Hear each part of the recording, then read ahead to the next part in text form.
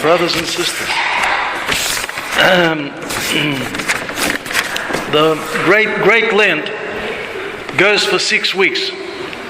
Then there is the Easter of the cross and the resurrection. I'm talking about Holy Week, Passion Week, and then Pascha. And in the middle of Lent, third Sunday of Lent, the church brings out the cross to fortify us, to encourage us in our labors, in our efforts of what? Of limiting ourselves, self-limitation. Okay? Voluntary self-limitation in thought, word, and deed. Not just a change of diet. The cross is the banner of the church. It speaks to us about Christ's carrying of the cross, Christ's cross, and our carrying of the cross, following Him.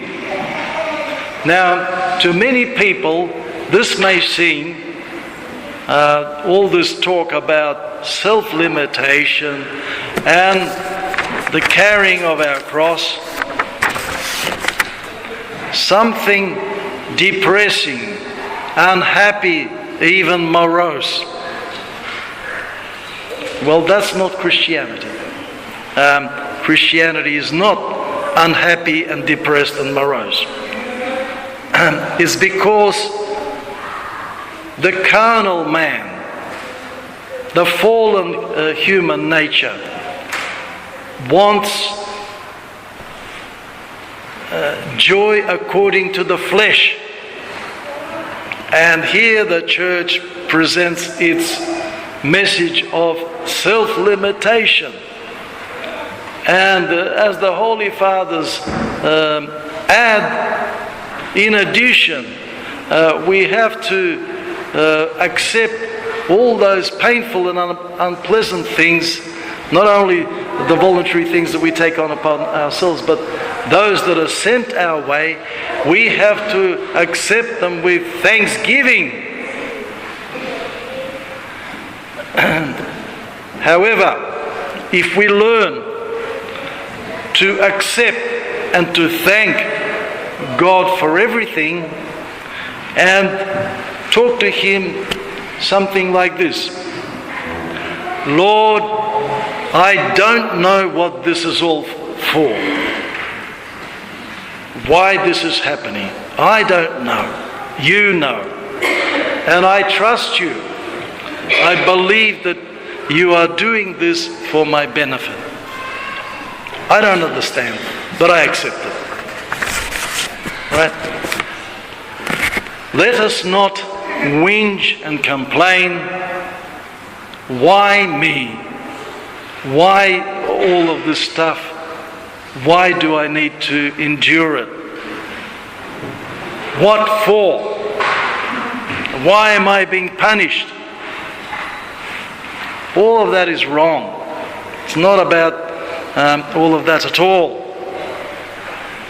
And if our attitude to life changes, then the reverse side of the cross will open up to us.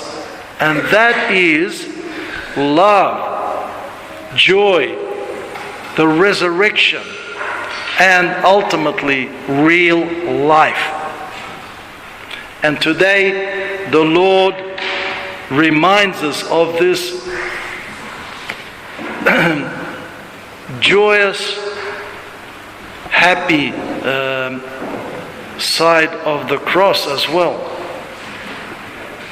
Because you've noticed what's been happening in the last 3 weeks with the restoration of the renovations of our cupolas and crosses, and I quietly blessed the other 4 crosses that are standing there already on top of their new ones too, on top of the renovated cupolas.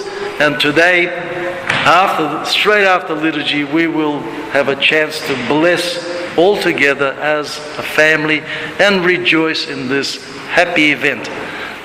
We will call upon God to bless this banner of His church, so that it becomes a reminder to us about the meaning of the cross, Christ's cross and our cross, and generally the beauty of this temple of God,